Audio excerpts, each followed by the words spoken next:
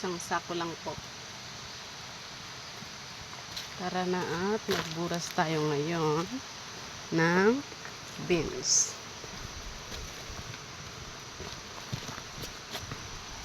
Ito yung tinaman namin ng beans.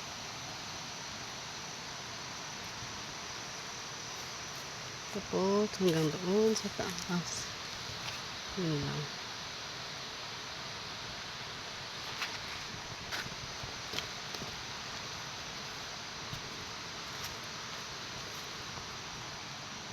Bakit ganun? Nakumahan na yun.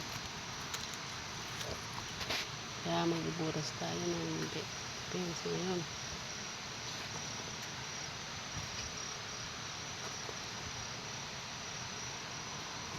Oops!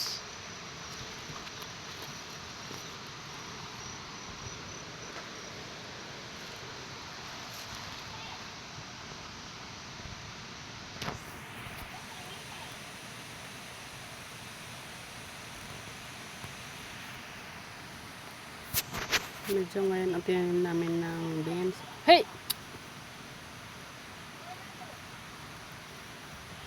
Ganun po yung pagtanim namin dito ng beans.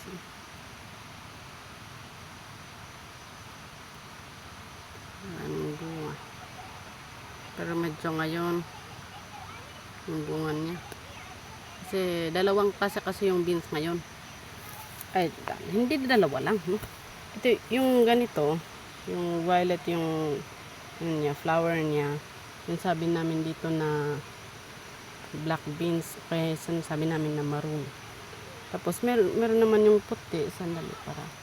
Hindi ko yung mga dito. Yung puti yung ganito. Yung ganito niya. Yung sabi namin dito na burik. Mas mahaba yun eh. Kaysa dito sa kwan. Violet na bunga niya. Flower niya. Diba ganun lang? Hanggang ganun lang. Pero yung isa mahaba pa. Hanggang dito yata. Yung ibang kwan niya. Dito hanggang dito yung kahaba ng bunga niya. Pero itong burik na, hindi burik, itong maroon na sinasabi namin dito, ganito lang yung kwan niya. Yung kahaba. Pero meron din mga mahahaba. Kaso medyo talaga itong kwan. Ganito ang flower niya. Yung pagtatanim namin ng beans dito ay ganito. Dito lang sa kwan. Ito. May isa dito. Dito. Nasaan ba? Dito tapos hanggang doon naman. Parang 1, 2, 3, 4, 5, 6 12 feet na lang. Yung ganun. Pwede rin yung ganun. Tapos, yung ito naman stand niya.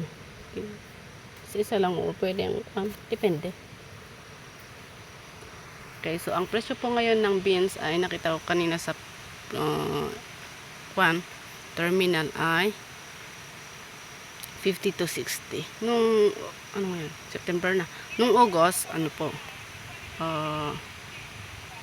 nag 100. Hindi namin naabutan pero maasa ako na sana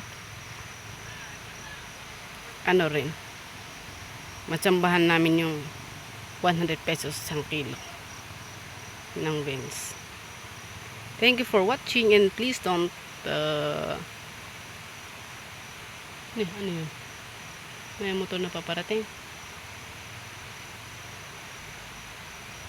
Please don't forget to like, comment, share, and subscribe to my YouTube channel. And this is Miss D YouTube channel. Thank you for watching.